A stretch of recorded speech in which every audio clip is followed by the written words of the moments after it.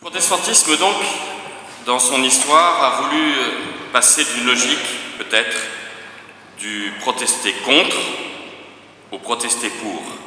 Comme je le disais récemment, un sondage paru dans le journal Réforme, et puis un sondage plus large a été fait pour citer par exemple des personnalités protestantes. On a cité Lionel Jospin, Angela Merkel, et les personnes interrogées qui n'avaient pas compris le mot de protestant, qui pensaient que ça voulait dire râleur, ont cité comme troisième personnalité quelqu'un qui n'est pas protestant, mais qui est bien râleur, en la personne de Jean-Luc Mélenchon. Et donc, nous sommes passés dans notre histoire, et c'est ça qui caractérise notre histoire, d'un combat contre, protester contre, à un protester pour. Alors c'est vrai que la définition que l'on a de la liberté est très évolutive, et on ne doit pas faire d'anachronisme. Mais c'est vrai quand même que cette déclaration de Luther devant la Diète de Worms en 1521, voilà ce qu'il déclare. À moins d'être convaincu par le témoignage de l'Écriture, toujours l'Écriture donc, et par des raisons évidentes, car je ne crois ni à l'infaillibilité du pape ni à celle des conciles, puisqu'il est établi qu'ils se sont souvent trompés et contredits, je suis lié par les textes bibliques que j'ai cités. Tant que ma conscience, le mot est là, tant que ma conscience est captive des paroles de Dieu, je ne puis ni ne veux me rétracter en rien, car il n'est ni sûr ni salutaire d'agir contre sa conscience, que Dieu me soit en aide.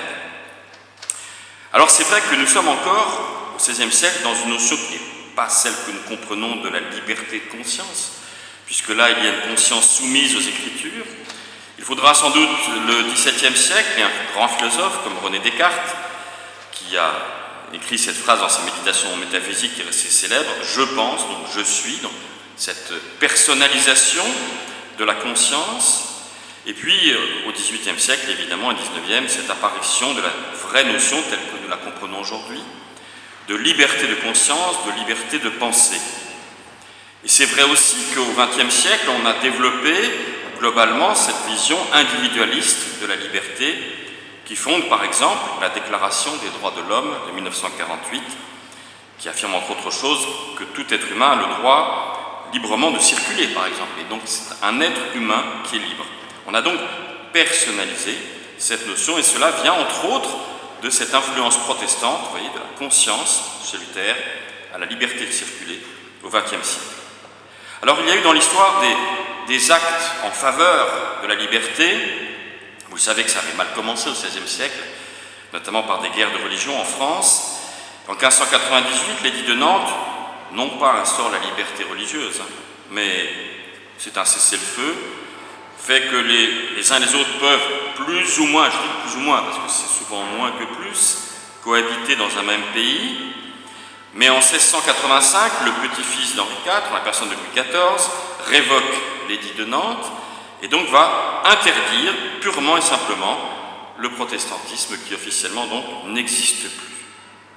En 1787, donc vous voyez qu'on franchit les siècles, un édit qu'on appelle simplement de tolérance, c'est pas encore de la bienveillance, c'est de la liberté, de tolérance fait que simplement, c'est pas encore la liberté, les protestants ont le droit d'avoir, tenez-vous bien, un état civil. Bon, avant ils n'en avaient même pas. Ils ont simplement le droit d'avoir un état civil. Et c'est seulement 2 ans plus tard, en 1789, avec la première déclaration des droits de l'homme et du citoyen, en 1789, que la liberté religieuse a été affirmée et elle a été largement poussée, pas que nous n'avons pas le monopole de la liberté, mais poussée par un certain nombre de protestants, dont l'un qui est resté célèbre puisqu'il était député, Rabot-Saint-Étienne, qui était en faveur de cette liberté et qui a écrit beaucoup en faveur de la liberté religieuse pendant la Révolution. Vous voyez qu'on est passé du « ma conscience », personnalisation, à l'extension de cet ego à d'autres qui ont eux aussi la liberté. Et donc ça, c'est tout à fait protestant. On part de l'individu et on étend la liberté à l'universel, et donc tous les combats ont été effectivement pour la liberté.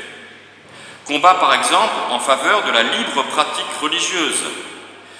Ça avait mal commencé, vous savez que dans le sud de la France notamment, il y avait ce qu'on appelait les dragonnades sous Louis XIV, avec les soldats du roi, les dragons, qui allaient dans les maisons, violaient les femmes, volaient, cassaient, etc. et contraignaient donc les protestants d'abjurer leur foi et de devenir catholiques. Et si jamais ils redevenaient protestants, ils étaient ce qu'on appelle relapses, et donc immédiatement condamnés à mort. On ne rigolait pas à ce moment-là. Mais d'ailleurs, les protestants le savent peu. Les protestants français réformés, cette église ici, nous ne faisons jamais ce signe de croix. Alors si jamais je faisais ça le dimanche matin, je suis sûr que certains d'entre vous me diriez « mais qu'est-ce que tu fais? Tu deviens catholique ». Bon, d'abord, c'est pas très grave, mais surtout, ils ne savent sans doute pas que ce geste était simplement le geste demandé pour abjurer sa foi protestante et officiellement rejoindre le giron de la Sainte Église catholique romaine. Certains l'ont payé de leur vie, d'autres, comme Marie Durand dans la tour de Constance, à Aigues-Mortes, dans le sud de la France, en Camargue, est restée enfermée prisonnière pendant 38 ans, c'est quand même pas rien, mais ce combat a fait que, au siècle des Lumières, au XVIIIe siècle, de grands philosophes protestants, comme Jean-Jacques Rousseau, ont poussé à cette défense de la notion de liberté de pratique, d'égalité devant la loi. Du coup, on arrive au XIXe siècle.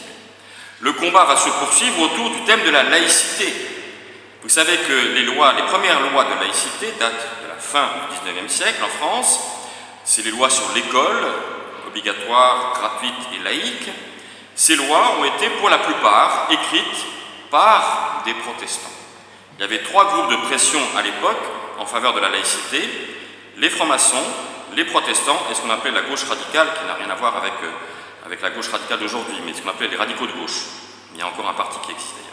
Mais donc, ces 3 groupes, dont les protestants, étaient en faveur d'une forme d'égalité des religions devant la loi, et c'est un grand combat du XIXe siècle, mené par les protestants, en faveur de la séparation de l'Église et de l'État.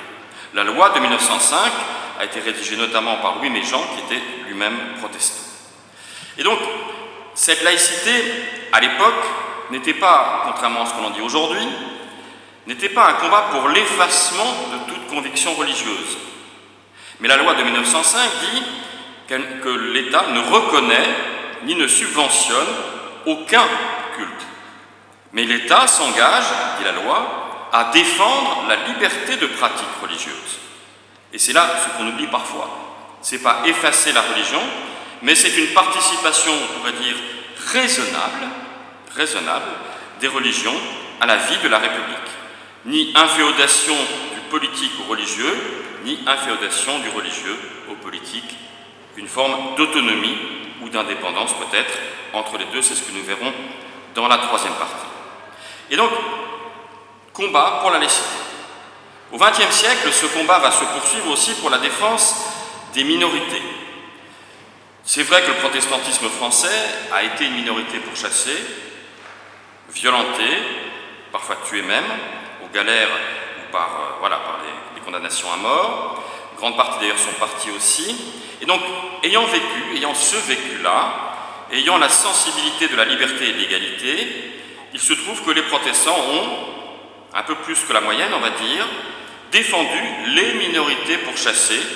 Je pense effectivement à la défense des Juifs dans les années sombres de la Seconde Guerre mondiale, le village du Chambon-sur-Lignon, en Haute-Loire, les discours et le courage du pasteur Marc Bögner, bien que avant la guerre il avait des propos un peu anti-juifs assez redoutables, la création de la CIMAD, notre voisine ici, par Madeleine Barrault, et d'autres, une dynamique de défense des minorités. Et aujourd'hui, c'est vrai que les protestants sont relativement en pointe dans l'accueil des réfugiés venant de partout où ils sont pourchassés. Dès que quelqu'un est pourchassé, eh bien, les protestants, si je puis dire, essayent d'être là, en tout cas, de faire ce qu'ils peuvent. Et puis, enfin, je termine par ce point, au cours de ces siècles, il y a eu aussi un élan missionnaire vers notamment l'Afrique, mais pas que l'Afrique. Je raconte souvent cette petite anecdote. Vous savez que la majorité des Kanaks, dont on reparle à nouveau en Nouvelle-Calédonie, sont protestants, pas tous, mais la majorité sont protestants, simplement parce que les bateaux anglais, menés par des protestants, ont été plus rapides que les bateaux français, qui étaient menés par des catholiques. Donc ça a été une régate, comme Jacques Vabre en ce moment, les Anglais ont gagné et les Kanaks sont devenus majoritairement protestants. Vous voyez, ça tient parfois à peu de choses. Mais en tout cas, un élan missionnaire, parfois avec des ambiguïtés, une sorte d'utopie au départ, de partager une conviction de salut, que Dieu aime tout le monde, et puis parfois une alliance ensuite avec l'esprit de colonisation, un peu moins humaniste, on va dire, même pas du tout. Et puis aujourd'hui, on voit bien que cet élan missionnaire, le résultat, c'est que le protestantisme est un protestantisme mondial, avec des sensibilités différentes, avec des partages, et on va entendre tout à l'heure un gospel, c'est exactement cette diversité-là qui est le résultat aussi de notre histoire.